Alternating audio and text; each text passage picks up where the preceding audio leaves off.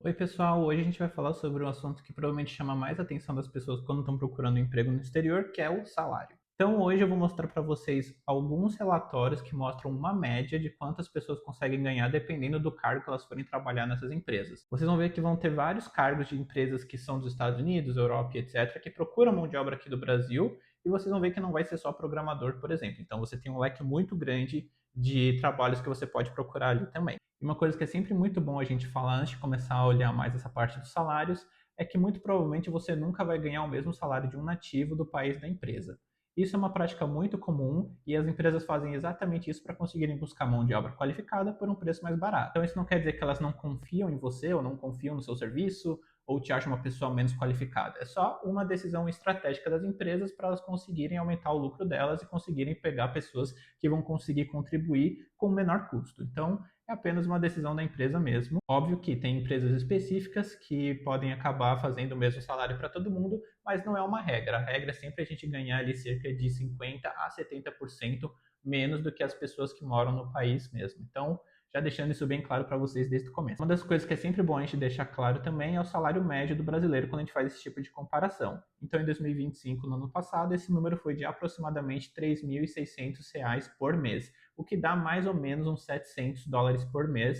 E se você for pegar isso e transformar no salário anual, dá mais ou menos ali US$ 8.500 por ano. Então, ó, o primeiro relatório que a gente vai pegar aqui é dessa empresa chamada Hiring South. Ela é especialista em pegar mão de obra de países da América Latina, por exemplo, e ajuda empresas dos Estados Unidos, Europa, etc., a contratar eles. Então, eles basicamente pegaram ali uma média de vários cargos que eles já ajudaram a contratar nesse último ano e colocaram aqui uma média para vocês terem como base. Não só vocês, na verdade, como as empresas também que estão procurando mão de obra para quando elas forem oferecer o salário para o candidato que passou no processo seletivo. Então, por exemplo, aqui você consegue ver um engenheiro de software júnior que ele tem um salário anual entre US$ 18.000 e US$ 30.000. Então é sempre bom vocês terem uma noção também que empresas, principalmente dos Estados Unidos, eles colocam o salário deles de forma anual. Então tudo que você precisa fazer é pegar esse número, por exemplo, 18 mil aqui, e dividir ele por 12 e depois multiplicar pela cotação do dólar. Mesma coisa com esse 30 mil aqui, você divide ele por 12 e aí você faz a cotação do dólar. Então, por exemplo, o salário médio brasileiro que eu tinha falado ali, por ano ele dá aproximadamente US$ 8.500. Então aqui você já conseguiria ver que um desenvolvedor júnior ele já ganharia mais que o dobro do salário médio brasileiro, considerando que o salário médio brasileiro pega vários tipos de pessoas com vários tipos de experiência e um desenvolvedor júnior, muitas vezes ele nem saiu da faculdade ainda, então ele já teria um salário muito maior que a grande média da população brasileira e vai ficando maior conforme ele vai ficando mais sênior também. Então você consegue ver que eles conseguem facilmente passar salário de R$ 20.000 por mês também. Outra parte bem legal que você consegue acompanhar por aqui é que conforme você vai descendo, você vê outros cargos que não são de programador. Então, aquele mito de só programador consegue trabalhar com empresas que são dos Estados Unidos é mentira, porque vocês conseguem ver que tem vários outros cargos aqui que são de pessoas que não são técnicas, que também é o meu caso.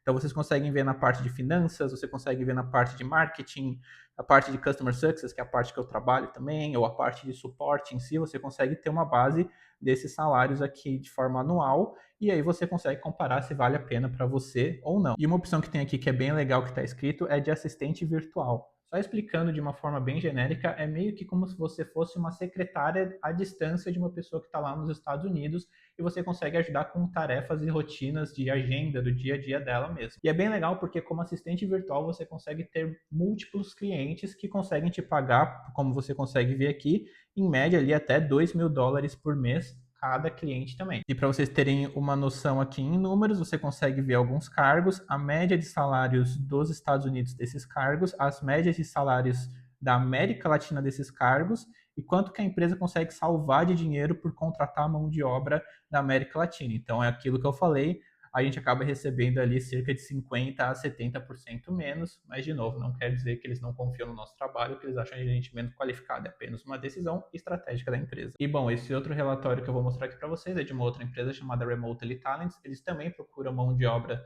da América Latina ou de algumas outras regiões e ajudam empresas dos Estados Unidos, Europa, a contratarem eles também.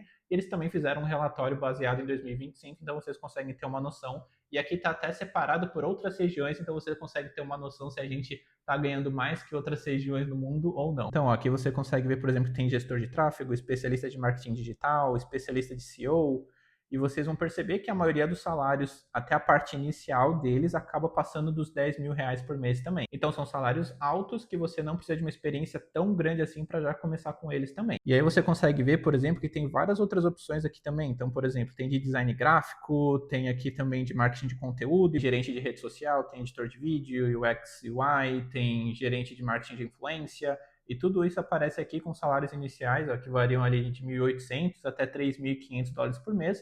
Então isso acaba sendo muito legal, que você consegue ver que tem mercado para você que quer explorar esse mundo de trabalhar para empresas de fora. Então você consegue ver que eles puxam esses relatórios porque existem pessoas que contratam de lá. Aqui você consegue ver também a parte de programador, que é a parte mais clássica de pessoas que trabalham para fora do país, e você consegue ver esses salários como base também. E aqui nessa parte que eles chamam de operações, né? Então tem, por exemplo, assistente administrativo, que normalmente aqui no Brasil ganha cerca de um salário mínimo e meio. A pessoa consegue, então, por exemplo, se ela falar inglês, ela consegue sair de um salário mínimo e meio, para ganhar quase 5, 6 ou até 10 mil reais trabalhando para fora do país. Isso acaba mudando completamente a realidade dela também. Você consegue ver aqui que tem esse VA também, que acaba sendo o que eu falei, que era aquele assistente virtual, parte de suporte também, então você consegue ver que tem os salários que começam em $1.000 e vão até $2.000. Vocês conseguem ver que tem também a parte de vendas, então tem gerente de contas, executivo de contas, que é uma coisa um pouquinho diferente, tem os pré-vendas, então você consegue ver vários salários aqui. Pré-vendas normalmente acaba sendo o salário mais inicial das empresas. Aqui, se você trabalhar para fora, você já começa a estar ganhando praticamente 10 mil reais por mês também. Bom, então esses foram alguns dos salários que eu consegui mostrar ali para vocês usando esses dois relatórios, para vocês terem uma ideia um pouco melhor de quanto que empresas de fora estão pagando para profissionais aqui do Brasil, mas tem algumas outras coisas que é importante falar também. A primeira delas é que esses salários que apareceram aqui, eles são salários base. Então vocês vão ver que muitas empresas nos Estados Unidos eles vão usar um termo chamado OTE, que no fim significa On Target Earnings. Quando eles usam esse termo OTE, significa que é o seu salário base mais a comissão que você pode ganhar dependendo da performance que eles definirem ali no momento. Então, o que eu te mostrei aqui é o salário base. Esse salário ele pode ser até maior dependendo ali de como a empresa fizer a remuneração delas. Então, vocês podem ganhar ainda um comissionamento acima do seu salário base também. E outro ponto que é sempre importante a gente relembrar é que foi que a gente mostrou a diferença entre um salário médio brasileiro e um salário de uma empresa de fora dos Estados Unidos que está disposta a contratar pessoas aqui da América Latina. Então, o salário brasileiro fica ali em torno de $700, né, os R$ 3.600, e essas empresas aqui dos Estados Unidos e da Europa, vocês viram que eles acabam oferecendo vários cargos que são acima de $1.000, 1.500, $2.000 para pessoas que não têm muitas experiências também. Então, por exemplo, imagina você que está trabalhando numa escala 6 por 1, ganhando um salário mínimo ou ganhando R$ 2.000 por mês e você sabe falar inglês, você tem uma chance de, na verdade, sair ganhando 5, 6 mil reais, mesmo sem ter muita experiência ainda trabalhando de casa. Então, isso pode também mudar completamente a sua realidade, a forma que você vive. Então, vocês viram que existe essa demanda por profissionais aqui no Brasil, na América Latina, para essas empresas que são dos Estados Unidos e que não são só programadores. E, bom, nem tudo são flores, então tem alguns outros pontos que você precisa levar em consideração quando você está aplicando para uma vaga fora do Brasil. E o primeiro deles é o modelo de contratação. Então, a não ser que a empresa tenha um escritório aqui no Brasil, que é o caso de algumas, mas por via de regra a maioria não tem, você vai ser contratado no modelo PJ ao invés do modelo CLT. Então, vários dos benefícios da CLT você não vai ter. Então, por exemplo, férias remuneradas, 13º, o FGTS vão ser coisas que você não vai ter. Existem várias ferramentas de graça na internet que você consegue ver e comparar o equivalente ao que seria um salário CLT na versão PJ também, para você ver se vale a pena, se você não está perdendo dinheiro quando você faz essa transição também. E outro ponto que você também precisa levar em consideração quando você estiver aceitando uma vaga de fora é o fuso horário. Então, por exemplo, se eu não me engano, nos Estados Unidos, na parte continental, você tem cerca de 4 fuso horários diferentes, que vai desde o horário de Nova York até o horário de Los Angeles. Então, se você trabalha numa empresa que está em Los Angeles e que eles estão trabalhando no fuso horário da Califórnia, eles vão começar o trabalho deles 5 horas mais tarde. Então, em vez de começar às 9, você vai começar ali às 2 horas da tarde e vai trabalhar até a noite. Então, você precisa levar isso em consideração para ajustar a sua rotina. Se você vai trabalhar numa empresa que fica na Inglaterra, eles vão começar muito mais cedo do que você por causa do fuso horário também. Então você precisa levar isso em consideração. Bom, pessoal, então é isso. Eu queria mesmo mostrar esses relatórios para vocês terem uma noção que tem sim essa demanda de pessoas aqui do Brasil para trabalhar nessas empresas dos Estados Unidos de forma home office.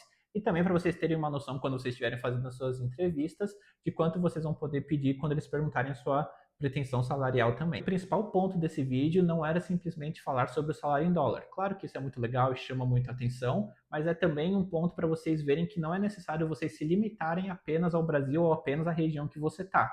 Então, se você está no emprego que você não está gostando muito, ou que às vezes você está meio infeliz e está vendo que não tem muito futuro ali, e você está com medo de sair, você consegue ver que tem várias outras opções que às vezes não são tão óbvias assim e que na verdade podem trazer uma melhora muito grande para sua vida também. Então, se você fala inglês, por exemplo, você já tem uma vantagem muito grande para procurar esses empregos que pagam melhor também. Então, esse foi o principal objetivo desse vídeo. Eu espero que vocês tenham gostado. Se vocês curtiram, deixa o joinha aqui e também se inscreve no canal, porque eu vou falar muito mais sobre essa parte prática de como você vai achar os recrutadores no LinkedIn, como você vai deixar o seu próprio perfil no LinkedIn mais atrativo para eles também. Então, eu vou guiar muito mais nessa parte para vocês conseguirem seu emprego ali na gringa também, beleza? Valeu!